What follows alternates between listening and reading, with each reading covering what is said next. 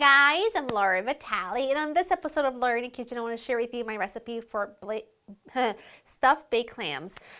This is something that could be a great addition to your Christmas Eve, Christmas Day, any holiday, any table where you're featuring lots of seafood recipes. For us, as you guys know, Christmas Eve is all about seafood, and I never really grew up eating stuffed clams, but recently they've been more and more popular in Italy, at least in Naples anyway. And last year, when I went to Italy last August of 2019, my uncle took us to a farewell dinner.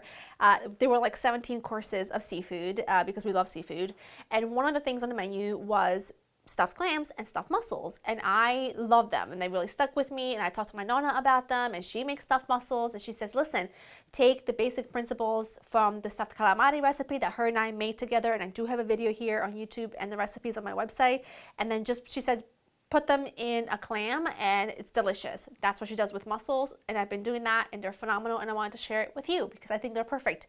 Like I said, for anything, but particularly if you're doing seafood at Christmas Eve. Oven's preheated to 450. Let's talk clams. These are not little neck clams. They're a little bit bigger than a little neck clam. I'm actually not quite sure what they're called, but I love these. I've purged them. So what that means is I put them in several batches of salty, cold water just so that I can get them to purge as much of their sand as possible. And we're going to treat them the same way we treated them when we made the spaghetti clams not too long ago. Place them in a pot with a little bit of water underneath. Turn this baby on. Come on. There we go. And these are just going to go in and steam until they all open. Now, I am certain there will still be some sand in the bottom of the water, just like last time, but we are going to take care of that, and it's going to be great, wonderful, no problem. So I'm going to go ahead and put these in here. What I've also done is I've taken some Italian bread, like fresh crusty bread, and I just pulverized that in my food processor until it was pretty, it's pretty crumbly, but there are some bigger pieces in there, which I do like. So I got that there. Put the lid on this. Once that comes to a boil and they open, it takes literally like 2 minutes for them to be done, and then I will drain them, and I will separate the clams from the broth with a strainer with a couple of coffee filters in them just to catch any sand. But in the meantime, all I'm going to do off camera, just because it's really boring, I'm going to dice up some shallots, garlic, chop up some parsley, and then once the clams are ready, we're going to pretty much pull the whole thing together. We're just going to cook up a few things and make a really delicious stuffing that I feel like really highlights the clam. It doesn't bury the clam, like the flavor of the clam, but it's just like really delicious and divine together, and I think you're going to really like it. So I'm just going to go ahead and chop everything up. This is the biggest clove of garlic I've ever seen. Look at the size of this thing. So 2 is going to be more than plenty, and then we'll keep going. While the clams finish up, we're going to go ahead and just make up most of the filling, really. And the filling is very simple, very easy. I've got a mixture of shallot and garlic. You can use any allium, and allium is anything in the onion family. So onion, shallot, scallions, even chives would work. I really like, the best part for me about a shallot is that it's almost as pungent as an onion, but just not quite, because I really like the flavor of onions, right? So everything else, with the exception of onions or shallots, are a little bit more mild, but hey, whatever you've got. I just care that you cook. That's it. I'm going to take those 2 and add them to a skillet with a little bit of olive oil. And I'm going to get those cooking with a pinch of hot pepper flakes, just for a little bit of heat. I'm going to turn off my clams, just for a little bit of pizzazz. And then what I've got here is a little bit of white wine that I'm going to add to that. I've also got a mixture here of prosciutto, a couple slices, Parmigiano Reggiano, and this is shredded mozzarella. And I'm going to explain to you why I like this in a filling like this. And this is what I would use in a filling like my stuffed calamari, for example. My nonna uses a provola, which is very similar. It's very mild in flavor, and I can't find that specific one. The closest thing I have found to it is shredded mozzarella, or any, I'm going to call it dry mozzarella. You know what I'm talking about, not the fresh kind like a buffalo mozz or anything like that, because that's too watery. This holds really, really well, so that's what I'm using. I've also got, like I said, some fresh breadcrumbs that I just made myself, and I've got some parsley. Very simple, very easy. These are the things that I feel like add to the flavor, but also don't take away from the flavor of the clam, because that's also really important. I don't want to lose the clam. And these are really beautiful. These are really, really beautiful clams. You can see they're actually not very sandy at all, which is a shocker. But look how beautiful that is. It's a beautiful size, and I want to add enough filling to add to it, but not take away.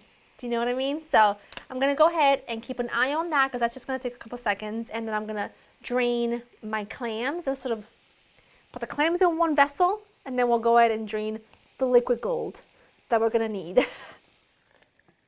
Just straining some of my clam juice. I don't need all of it, but I like to strain it because it never fails that there's always a little bit of sandy residual water, residual at the bottom of the pot. All right, I move these over here so that they're closer to me. I'm gonna go ahead and add my wine. I want this to reduce by about half. That looks good.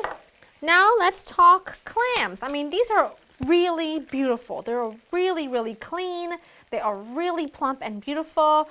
I just twist the shell because I only want this part. And here's something that I'm going to encourage you to do. Snip the meat so that it's kind of sitting in the shell with a little bit of the clam broth right there, because there is nothing worse than when someone tries to get a bite of, you know, a stuffed shell, a stuffed clam, or stuffed anything that's in a shell, and this clam itself gets stuck. So just loosen it, and when you top it with the mixture, it is gorgeous and beautiful. All I'm going to do is just continue this process so that all of my clams are on their half shell on a baking sheet. Keep an eye on my shallot mixture. Like I said, that I just want the wine to reduce by about half, and that's pretty much it. So just look, release, throw it in there. That's it. Clams are all ready.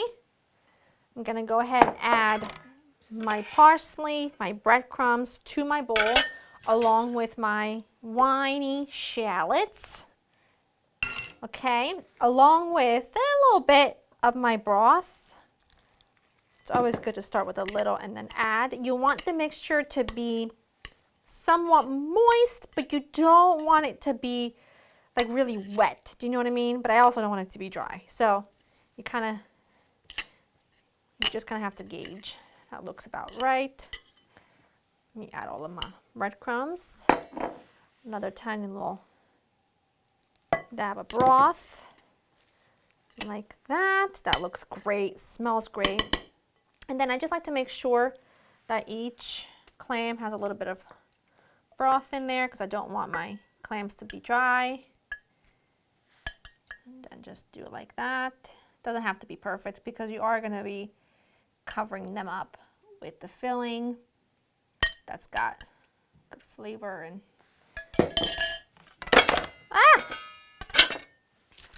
here we go. That's it. Just mound it up. I like to do just a drizzle of olive oil all over the top, and these are going to go in a 450 oven for 10 minutes or until they're golden brown and crispy on top. The clam meat itself is going to be protected by all of the filling, so it's just going to stay plump and juicy. Get yourself some lemon wedges and a little hot sauce. They're going to need it. They're not really going to need it, but they'll do really well with it, and then your time to eat. These only took 10 minutes in a 450 oven. They look gorgeous. They smell amazing. I like the top to be nice and crispy, but I don't want the actual filling to dry out, which this is perfect. And this is what's so great about loosening the clam on the shelf so that you're not tugging at it. You can literally eat it in one go, and you ain't gonna be missing nothing. You know what I mean? There's nothing worse than, like, you take a bite and you get the filling and then you realize the clam is still in the shell or the mussel. It's really hot though. Hot.